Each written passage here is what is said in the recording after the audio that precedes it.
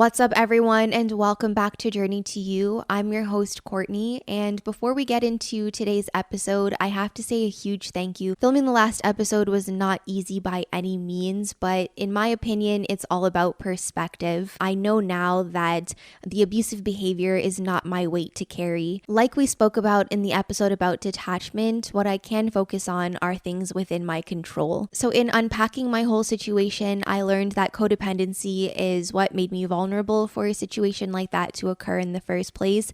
It's also what kept me stuck and what made it difficult for me to leave. So the Wikipedia definition of codependency tells us that it varies, which I believe is true depending a little bit on context, but the other stuff that it mentions is relevant to my situation, so I'm going to read that to you all. So it says, definitions of codependency vary, but typically include high self-sacrifice, a focus on others' needs, suppression of one's emotions, and attempts to control or fix other people's problems. I feel so vulnerable, you guys. Like between this episode and the last one, it's a lot. It's another concept that I learned from my therapist. I can definitely say that I've been dealing with codependency for a very long time. I want to say since my childhood. So I can think of many instances in my life where I displayed codependent behavior, but the overarching one that I still am working through now has to do with my voice. So very early on in my life, I learned that it felt like a lot of people did not like my voice. And it's interesting because the reason my voice was so high-pitched at certain times in my life was because I was extremely anxious and afraid of taking up too much space. And I believe the reason I even had this fear of taking up too much space or doing too much is because of other instances where I displayed codependent behavior. Whenever I would share my actual feelings or display any sort of passion, people would tell me that I was aggressive and that I was rude. And so I think to try and counter that, I started speaking in a voice. My voice is naturally pretty soft, I feel like, but the pitch of it would be far higher than it is now. So all of that to say, I started shrinking myself very early on. And part of that meant trying to speak in a voice that was nicer and one that I felt, was more palatable to other people. And as I got a little bit older, I learned that people didn't always like my voice. However, by that point, it wasn't something that I could just easily switch off because I was just used to speaking in a tone that was super high pitched. All the way until recently, I think within the last year, I've made a conscious effort to just speak in the voice that occurs naturally. But honestly, it's not that easy because this is many years of conditioning. The whole idea of not taking up too much space and doing the agreeable thing is just peak codependency. I have a big family. If you can think of just having to consider the opinions of so many family members first, then you go to school, there's a bunch of other opinions you have to consider, teachers, friends. So then you get into the workforce and you have more people to consider. So then you just have a bunch of opinions floating around. And as a water sign too, water is malleable. And while it can be many things, which some people see as a good thing, it's also not such a good thing when you don't know yourself and when you don't have a baseline. I really spent so many years of my life just morphing into whatever other people needed me to be. I hope you guys can see the connection between a codependent person and the threat of abuse. I didn't have that time to sort of get to know myself until more recently, and so that was just a breeding ground for people to project their ideals onto me. And I should also note, I think it's very difficult for some people to even envision me behaving in a way like what I'm describing, especially in my adulthood. Just before my abusive relationship, I was very detached because, again, as a kid, I was used to putting everyone else's ideals before mine. And I think in an effort to protect myself, I was very defensive. I still didn't have boundaries, but it felt better kind of protecting myself in that way. Didn't take anything from other people. And so when my friends found out about my situation, but they were surprised because they didn't know me as the type of person to really get caught up. By the time people who have experienced abuse are ready to talk about it, chances are we've started doing our healing work and we're finding and embracing our voice again. And so it's not this version of me that was in the relationship. It's even hard for me to envision because I feel the person I was is very different from who I feel I am at heart. And again, I think that played a role in all of the inner conflict that I was experiencing too. Another important part of codependency that I want to discuss is the feeling of having to prove oneself. Back to my childhood, I was able to pick up on the ways that adults reacted to me. And a lot of the time, they responded to me more positively whenever I did something good, whether it be at school or at home or in the company of other family members. If I was obedient and following the rules, then I was treated well. So in an abusive relationship where things are being held over your head and you often feel like you are living under a microscope, you get into the habit of having to prove yourself, having to prove your innocence. So more often than not, the codependent person will end up proving themselves, and that looks like an array of things. You're constantly trying to meet the other person's needs, but it ends up just being like a bunch of mental gymnastics because the goalposts are always changing. Abusive people don't see their partners as individuals. They see them as an extension of themselves. They don't care about the backstory. They don't care about what experiences made you the person that you are today.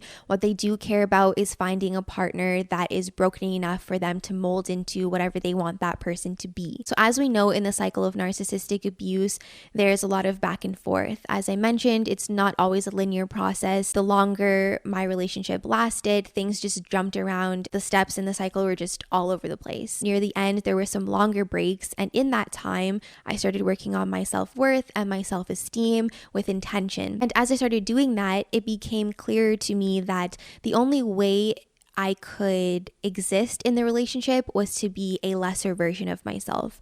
And I think that I had just reached my limit because I had been living that way for so long. I also think that's the time where my understanding of love and my perception of love started to change. At least in my opinion, I feel like true love has a lot to do with freedom and acceptance. And I didn't feel free in that situation, and I didn't feel accepted for who I was. I felt accepted whenever I was following all the rules and being an obedient partner, and that is so far from who I am at my core. You guys, I learned recently, this is kind of funny. I always knew that I was born 9 days late. What I didn't know is that my mom was also induced twice, which makes sense. I honestly feel like that little story is like a testament to who I am, because while I care about other people and I want to help, I also feel like I came here to do things my way and to follow my heart.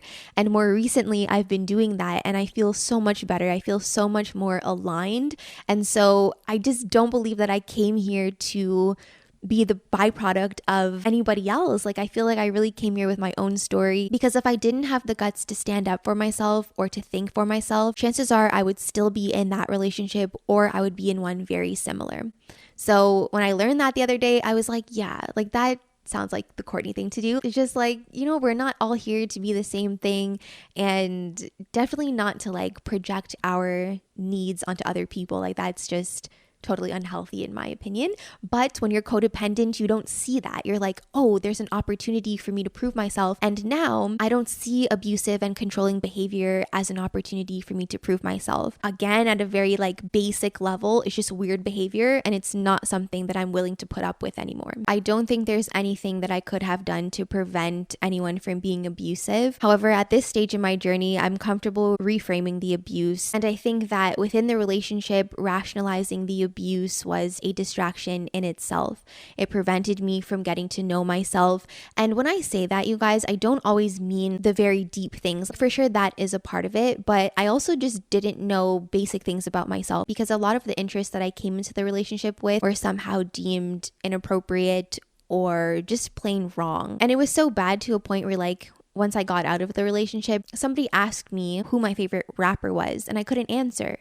Like, all I could think of was Hove, and I am a huge fan of him, but there was like this awkward pause because it wasn't something that I had thought about. So when I say like I completely lost myself, I did. And so while I wouldn't wish, oh my gosh, I'm gonna get emotional, but I wouldn't wish abusive behavior on anybody. But if not anything else, I'm grateful for the opportunity to sort of like reconstruct myself kind of like from scratch, and also to solidify, the interests and the stuff that I did know about myself, or I thought I knew about myself before the situation. And without dark, we can't really have light, right? So I wouldn't really appreciate like even the most basic things. I go outside, I'm like, yo, look at the sun. Like, I can't wait to go back to the ocean. I spend time with my family. I'm like, wow, because even if I was present when I was in that situation, my mind was always going, just worried about having to deal with the next argument. So if nothing else, the abuse that I experienced was definitely a distraction. It prevented me from facing myself and facing the stuff that I needed to work on as a person. And it prevented me from getting to know, all of the good and the fun stuff. And I think it happens to a lot of people that deal with codependency. You busy yourself with other people's needs because you're just so used to it. And it gets to the point where you're kind of like even afraid to drop that, because as tumultuous as the situation can be, it's familiar to you. So you know how it's going to end. But if I pull away and I face myself and I have to heal, like, I don't know how that's going to end because I've never done it before. And of course, my anxiety plays into that almost perfectly, because again, it's like, even though I was so anxious to the point, you guys, were like, I used to break out in hives. I couldn't even like speak in my natural voice in this relationship. Like, I was always anxious all the time. I couldn't even sleep like for many, many months and probably even years when I put the time together. But again, it's predictable. It wasn't until like I was really just like at my wit's end where I decided like I had to choose myself. And from there, as you guys know, like, I've done so many things, but once I had got to that point, I just decided like I have to do what I have to do. Kind of like I mentioned, I had to bet on myself and just take that leap. And I'm so grateful for everything that I've experienced since. And as tough and unpredictable as it's been, I can definitely say that it's been far more beneficial than when I shut down emotionally, when I was reactive and disconnected. A lot of my relationships were suffering and I wasn't able to get close to anybody. It just so happens that the person I took a chance on was not the person for me. And I'm able to reconcile that because I understand that abuse is not designed for people to thrive in. As I mentioned last time, narcissistic abuse is very insidious and it's not always loud and obvious. It's even more difficult when growing up you hear like not to quit and to see things through. So all of these things kind of like impacted me subconsciously, I feel like, and it played a heavy role in my codependency. So even though I can speak to all of that now, like, I paid a very high emotional price and I just don't want that for other people. And so that's the reason why I'm sharing my story in the first place. I'm not going to sit here and pretend that healing codependency is easy. I'm 26. I'm healing like 20 years of conditioning. To be very transparent, a lot of the time it almost feels like an addiction of sorts. You feel like this overwhelming need to either overextend yourself or overexplain. It takes intentional effort. You have to be patient with yourself. Because we're not used to choosing ourselves, it's very difficult. Like, even on the most basic of levels, sometimes I feel guilty for putting myself first. And what I think a lot of people that deal with codependency fail to realize is that we are worthy just because we have intrinsic value just as humans. We're worthy of love and respect and all the basics just because we are. We don't have to be doing things. We don't have to be performing. We don't have to do anything. Before we look for it in other people, I think we definitely have to take our time giving it to ourselves. So as I'm always saying on here, it's not easy, but totally worth it. And I want to point out that it's okay to feel sad after making the right decision. Getting out of that relationship was not easy. I didn't just walk out of there smiling and dancing. Like, it was very difficult. I just made the decision to deal with that sadness on my own. I didn't want to do it in the relationship anymore and suffer more abuse. Like, plainly put, I just decided that even though I'm going to be sad, it's better off that I'm sad by myself and in an environment where I'm able to healthily put myself first. And on that note, I want to say that for people who are not used to choosing themselves, understand that it's okay to do so. And another clear indication is that if you're not hurting anyone, if no one is going to go without the basics by you choosing yourself, things are going to be okay. Just do it. Promise yourself that you're going to start putting yourself first and let things fall. Whatever sticks, I'm sure is meant for you, and whatever goes away is probably for the better. So that's it on my experience with codependency, everyone. Again, from probably the worst years of my life came some of the best things. I'm so grateful to have life. I'm so grateful to have the time and the energy to be able to rebuild myself and just to be solid, you know? So to anyone that is dealing with this sort of thing, you have my love and you have my support.